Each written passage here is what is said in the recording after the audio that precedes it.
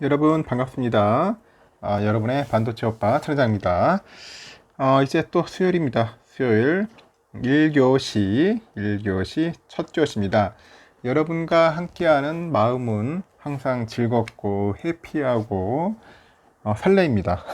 그러다 보니까 하루도 안 빠지고 3년째 이러고 있어요. 천회장 지금 이제 포기할 때쯤 되지 않았나 하는 얘기도 있던데 진짜 사람이라는 게 뭔가 하다 보면은 지치고 힘들 때가 있어요. 힘들 때가 있습니다. 그냥 때려칠까 하는 생각도 하고, 아니면 잠시 쉬어볼까 하는 생각도 하게 하는데, 그거를 이제 극복하는 게 쉽지가 않아. 쉽지가 않습니다. 한번 해보세요, 여러분. 자신 있으면 한번 하루도 안 빠지고, 하루도 안 빠지고 댓글 달아주신 분도 있더라고요. 그분도 참 대단하신 것 같아요. 이제 그런 분들 때문에 제가 좀 게으름을 못 피우겠어. 저도 아주 끝까지 열심히 한번 해보도록 하겠습니다. 여러분도 그렇고 저도 그렇고 인간관계는 야무지게 잘해야 돼. 야무지게 잘하는 한번 그 사람이 되었으면 좋겠어요. 첫 번째 보면 좋은 사람의 기준을 정해두진 않는 겁니다. 난 이런 사람하고만 잘 맞아 라는 그런 기준으로 다가오는 사람에게는 철벽 치질 않는다. 철벽. 일단 진득하게 함께 지내보고요. 그가 나와 맞는 사람인지 아닌지를 한번 결정해 보시기 바랍니다. 두 번째는 거절은 확실하게 하자. 거절은 누군가와 가까워지고 싶다는 이유로 하고 싶지 않은 일에 굳이 이끌려 다닐 필요는 없어요. 친해질 기회는 꼭 그것이 아니라도 많아요. 아니라도 많다. 함께 즐길 수 있는 그런 일을 같이 하면은 되지 않겠나 하는 생각이 듭니다.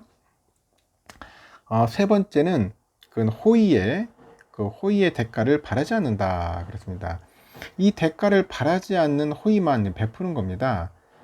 돌려받을 생각으로 그런 베푸는 호의는 관계를 상당히 불편하게 만들 뿐이라는 거죠. 네 번째는 무례한 사람에게는 먹이를 주지 않는다. 무례한 사람에게 먹이를 주지 않는다. 좋은 사람이 되고 싶다고 해가지고 무례한 사람에게도 마음을 열 필요는 없습니다. 오히려 견고한 벽을 세우고요. 그 안으로는 침범하지 못하게 하는 게 현명할 수가 있다는 겁니다. 다섯 번째는 먼저 연락하기를 주저하지 마세요. 가깝게 지내고 싶은 사람이 있다면 특별한 일이 없어도 연락하고 안부를 물으세요. 그게 당연한 거 아니야? 근데 그렇지 않더라는 거지, 사람들이. 아주 간단한 안부 인사, 얼마나 좋아, 안부 인사만으로도 내가 상대를 신경 쓴다는 그런 인상을 줄 수 있잖아. 지금 당장 하세요, 여러분. 가깝게 지내고 싶은 사람, 어울리고 싶은 사람 있잖아요. 한번 안부 인사라도 하시라는 거예요. 안 하더라고 보니까 안 해요. 보면은 하여튼 여러분 꼭 실천했으면 좋겠습니다. 그러면은 또 삼성의 이야기를 한번 또 해보도록 할까요? 삼성전자, 여러분들 아주 귀가 따갑도록 할 테니까 편안하게 들어주시면 되겠습니다. 센서가 달려 있어 가지고 안전하게 물체를 뭔가 집을 수 있는 로봇 손가락, 그리고 애완동물의 감정 상태를 인식해서 주인에 알려주는 애완동물용 로봇이 있어요. 그리고 바지를 입듯 몸에 착용하는 그런 보행 보조 로봇, 이런 것들이 있는데, 삼성이 최근에 미국 특허청에 다양한 로봇 기술하고 이런 관련된 특허를 잇따라 출원하고 있어요. 그러다 보니까 관심을 끌고 모으고 있는 겁니다. 삼성은 출시를 이미 예고한 보행 보조 로봇을 비롯해서 로봇 손가락, 애완동물용 로봇, 가정용 로봇 등등등 해서 다양한 로봇의 개념도가 공개된 겁니다. 이처럼 특허 출원이 잇따르다 보니까 삼성의 새로운 성장 동력으로 기대를 모은 로봇 사업은 조만간 가시화될 것으로 현재 관측이 되는데, 가전학에 따르니까 삼성은 애완동물을 모니터링해서요, 애완동물의 감정 상태를 분석할 수 있는 그런 로봇 기술하고 관련된 특허를 최근에 미국에 출원을 했습니다. 애완동물을 케어하는 로봇은 여러 종류가 출시된 상태인데, 사실상 이용자가 모바일 장치 등으로 수동으로 조작하다 보니까 이용자들이 여전히 불편하다는 그런 지적도 있습니다. 둥근 모양으로 디자인된 이 로봇은 몸통 크기와 비슷한 바퀴 두 개로 이동을 해요. 애완동물을 따라다니면서 애완동물을 실시간으로 모니터링할 수가 있어. 또 애완동물의 감정 상태를 읽어요. 그 로봇의 움직임 등으로 주인과 의사소통이 가능하도록 이제 고안이 됐습니다.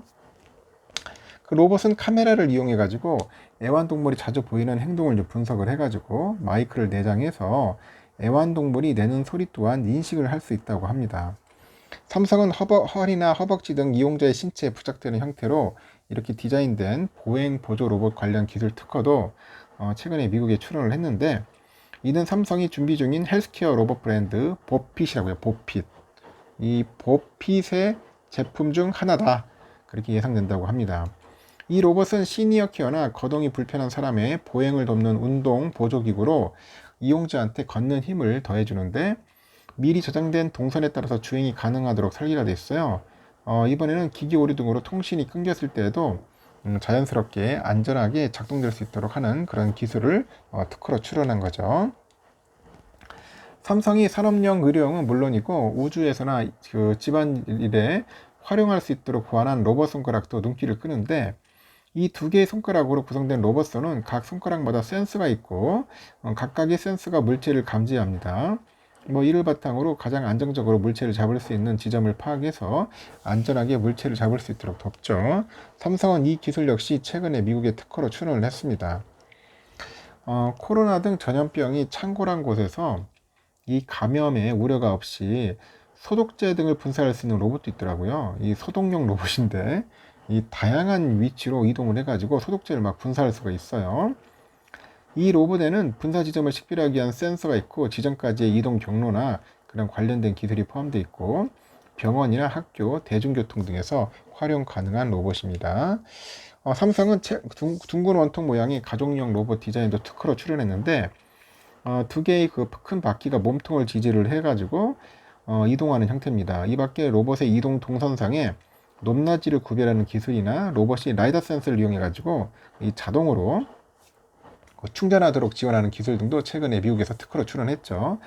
삼성은 지난 2021년 로봇 사업화 TF를 꾸린 이후에 지난해 조직을 로봇 사업팀으로 격상시켰어요. 최근에는 로봇 기업이죠. 레인보우 로보틱스에 투자를 단행하는 등 이 로봇 사업에 속도를 내고 있습니다.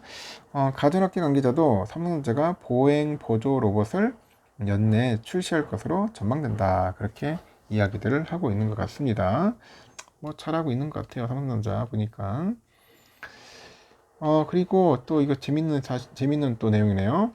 이 사진에 있는 게 이게 140만 원짜리 삼성전자 최신 갤럭시 Z 플립 5 아니냐, 그런 이야기가 있는데, 오는 26일에 서울 코엑스에서 공개되는 삼성전자 최신 폴더블폰 Z 플립 5의 추정 더미, 이 더미가 온라인상에 유출이 됐습니다. 이 전작과 확연히 달라진 외관 디자인이 특징적인데, 출고가는 전작 대비 5만원 더 비싸가지고 140만원대로 예상이 돼요. 외신 등에 따르니까 최근에 한 그 해외 온라인 커뮤니티인 것 같아요. 삼성하고 갤럭시 Z 플립 5로 추정되는 그 제품의 더미 사진 및 영상이 이제 게재가 됐습니다. 그 해당 영상 속에는 갤럭시 Z 플립 5는 전작 대비 2배가량 커진 외관 디스플레이가 인상적이고, 완전히 접었을 때도 제품 두께도 전작보다 얇아진 것으로 추정이 됩니다.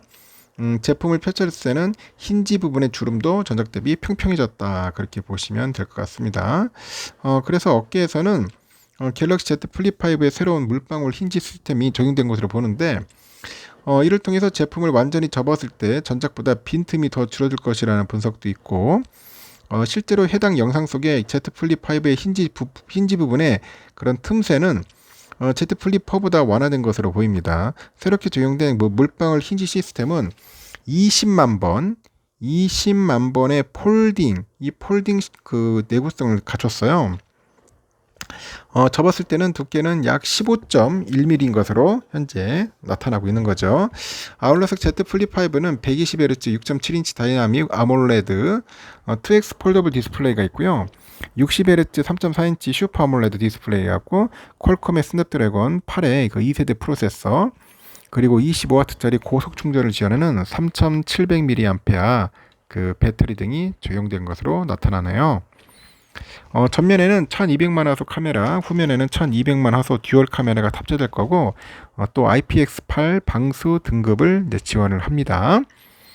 한편 Z 플립 5의 출고가는 전작 대비 5만원 가량 오른 140만원대로 될 것 같고, 512기가짜리 모델의 경우 152만원, 전자기인 Z 플립 펀은 256기가가 135만 3천원, 512기가짜리는 147만 4천원으로 책정이 됐다고 합니다. 한 번씩 사야겠죠, 여러분. 하나씩 질러봅시다. 질러보는 거야. 그리고 삼성전자 전직 최고 경영자 CEO들이죠. CEO들이 이제 잇따라 책을 내고 있어요. 어깨에 따르니까 삼성의 그 모바일 부분이죠. 대표이사를 지낸 고동진 그 삼성 고문이 일이란 무엇인가 그런 책을 출판을 했습니다. 민음사죠. 일이란 무엇인가. 그 고문은 84년 그 삼성제의 평사원으로 입사를 해가지고 유럽 연구소장, 상품 기획팀장, 개발실장 등 주요 직책을 두루 거쳤는데요. 갤럭시 성공 신화의 주역으로 평가받습니다.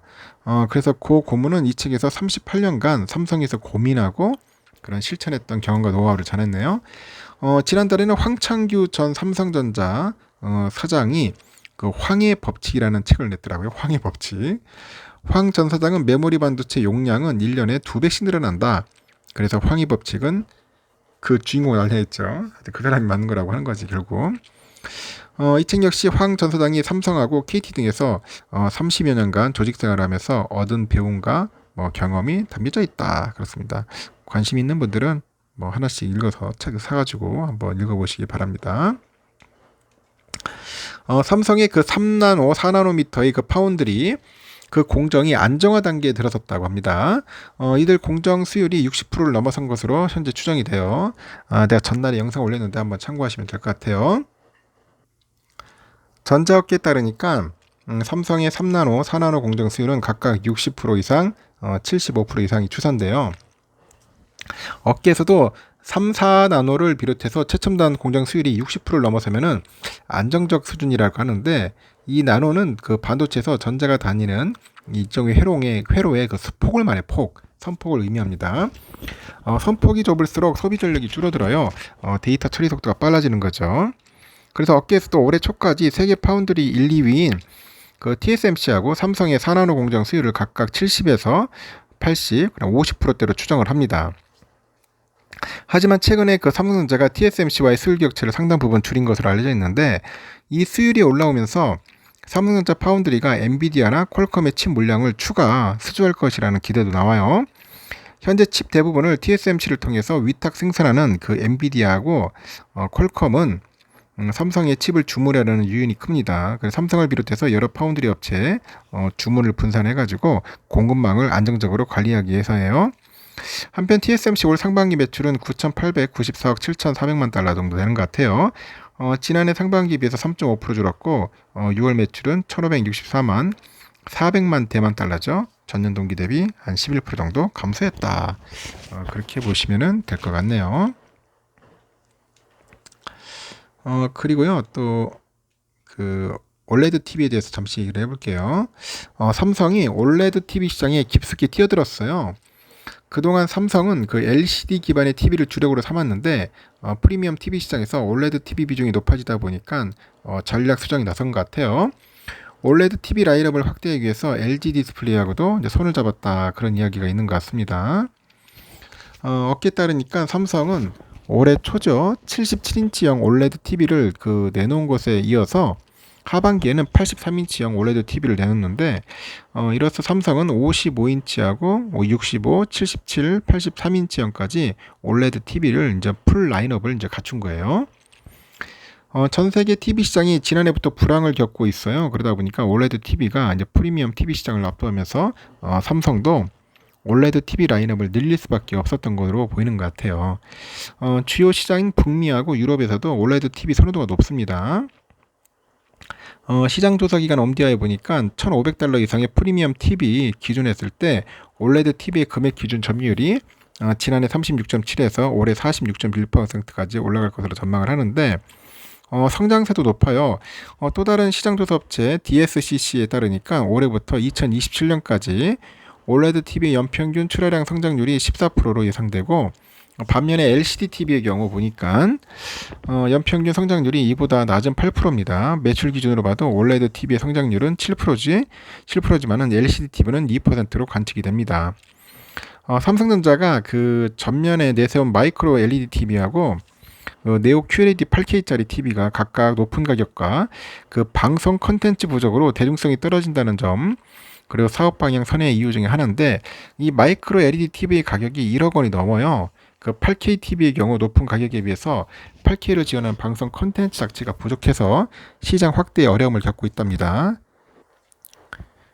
옴디아는 그 올해 마이크로 LED TV 패널 출하량을 0으로 봤어요. 0대로. 8K TV는 전체 TV 출하량이 0.2% 남짓에 불과합니다. 삼성이 이제 본격적으로 OLED TV 시장에 발을 들이면서 그간에 그 소문만 무성했던 LG 디스플레이와의 동맹설도 이제 사실이 된 거예요. 삼성의 OLED TV는 주요 공급사인 삼성 디스플레이의 QD OLED를 채택해 왔는데, 삼성 디스플레이는 83인치형을 생산하지 않아요. 그 83인치형 OLED TV 패널을 생산하는 것은 전 세계에서 LG가 유일하답니다. LG 디스플레이가 70에서 80인치형대 TV는 소비자들로부터 인기가 높은 초대형 인치대로 꼽히는데, 점점 강해지는 대형 TV를 그 선호 수요를 잡기 위해서 83인치형 라인업 추가도 필수적이었던 것 같습니다. 그래서 업계 관계자도 지금 당장 삼성 디스플레이가 83인치형 그 OLED 그 패널을 만들기 시작한다고 해도 생산은 한 2, 3년 걸릴 것 같다, 그렇게 얘기를 하네요. 그 시장 확대를 위해서 삼성전자가 LG 디스플레이하고 손잡은 것으로 보이고, LG 디스플레이로서도 고객 수가 늘었으니까 뭐 윈윈이다, 윈윈이다, 그렇게 이야기를 하는 것 같습니다. 일단은 여기까지 하겠습니다. 삼성전자 이야기 여기까지 하고요.